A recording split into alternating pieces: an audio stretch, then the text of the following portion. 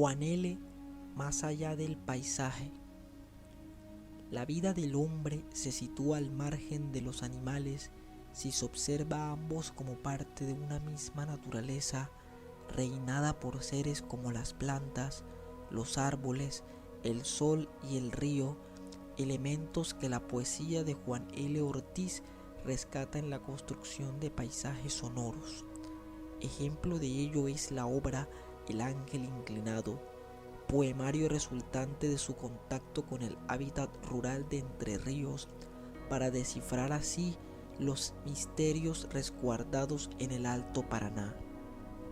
La convivencia campestre, el contacto genuino con otros lenguajes, son algunos de los temas principales a abordarse en este poemario que exige a los lectores la tranquilidad de un paso lento y fluido.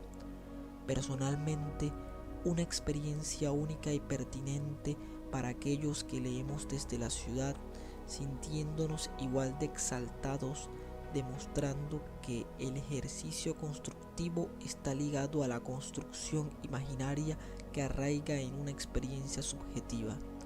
Genovese, 2011. El ángel inclinado es una obra compuesta por 18 poemas que, en su incomunicabilidad, me hacen cuestionar por el valor que le otorgamos al paisaje. Para ello, el autor se apoya particularmente en herramientas estilísticas como los puntos suspensivos en todos los títulos, con los que consolida ese silencio previo al ruido que evocará la palabra, interruptor de quietud y movimiento. En este breve espacio quisiera limitarme a analizar la manera como el agua se constituye en el eje simbólico y conductor de una escritura caudal, que es la escritura caracterizada por el efecto de arrastrar toda clase de imágenes que se crucen. En ese sentido, aspectos como el temple de ánimo y el tono de las voces líricas se verán afectados en la intención de dibujar y desdibujar de repente un paisaje edénico. Asimismo, los siguientes poemas presentan una transición basándose en problemáticas del siglo XXI, tal como la guerra, sobre la cual el autor despierta cierta sensibilidad al establecer un diálogo con el poeta Federico García Lorca, figura clave en la poética contemporánea que Artman 2007 constituye una disposición con el tiempo, basándose en el lenguaje como objeto de investigación poética, técnica y práctica histórica. Nos abriremos primeramente a la corriente de un misterioso río rodeado de árboles y luces pálidas del atardecer, como ausente de la figura humana o animal. El afán convertido en angustia, confusión y soledad le humedecen y aguzan los sentidos a la voz poética, hasta que un algo igual de secreto acaba tornando su tristeza en júbilo. De pronto sentí el río en mí, corría en mí, con sus orillas trémulas de señas, con sus hondos reflejos apenas estrellados. Corría el río en mí con sus ramajes, era yo un río en el anochecer, y suspiraban en mí los árboles, y el sendero y las hierbas se apagaban en mí. Me atravesaba un río, me atravesaba un río. La sensación de ser atravesado por un río es también la experiencia extrasensorial de sentirnos tocados por la madre naturaleza, de volvernos uno solo con ella. Es este el contrato de apertura que sella la voz lírica para lograr embarcarnos en un viaje distinguido por la dinámica de las cosas que irán empapando el paisaje, de tal forma que se genera una transposición del objeto real al mundo de los textos literarios y o ficticios. Punch, 1971. A continuación, hallaremos el bosquejo de un cuadro juvenil que juega y ríe bajo los intensos rayos del sol, sensación de paz y tranquilidad equivalentes a la percepción ya descrita del río.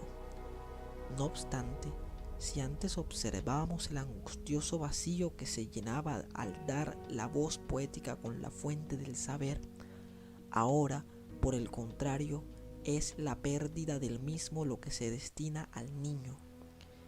Demasiado saben, pero aún ignoran la pesadilla cortada de metralla y muerte súbita, sorpresa terrible de ángeles despertados en el fuego y la sangre de sus hermanos lejanos de las ciudades de España. La aparición contradictoria de los ángeles suscita un infierno de tempestades que nos invitan a ver otra realidad más sangrienta.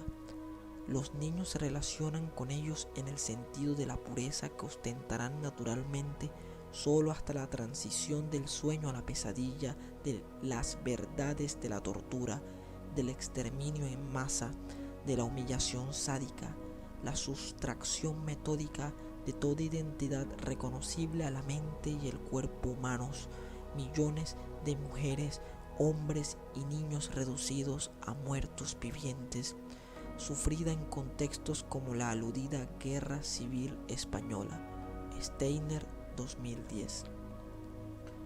Durante 3 largos años el mundo sería testigo de dicho conflicto bélico, que haría reflexionar a más de uno sobre la importancia de contemplar el milagro del amanecer, el ansia encarnada de imponerse como ley, instará a millones de franquistas al derramamiento de sangre inocente como la del poeta García Lorca. Iba con un énfasis todo infantil con el hallazgo de las canciones del pueblo. Oh, gracia fresca del pueblo para decir su alegría, su dolor, la pesadilla terrible de su vida, donde veía las sombras de la fatalidad, por veces un niño en los infiernos con las alas del ángel de la melodía. En este poema, si a Lorca se le reconoce como un cantor antes que poeta, ello se justifica en su intención de no querer poner ritmo al viento, sino más bien servir de ángel emisario, anunciante de los primeros sufrimientos y de las primeras nostalgias, de las primeras rebeliones y también de las primeras fiestas, que el majestuoso río conducirá al pueblo español. Más allá del paisaje, el canto en esta poesía de intemperie seguirá fluyendo por un sendero de intemperie hasta resonar en los oídos de otros seres que se reivindican como naturales, al ser la naturaleza la que se sirve del poeta para cantar y no viceversa. Este, a través de sus voces, conseguirá permanecer en un único estado de infancia para el descubrimiento de la realidad interior de un territorio transgredido por humanos, animales.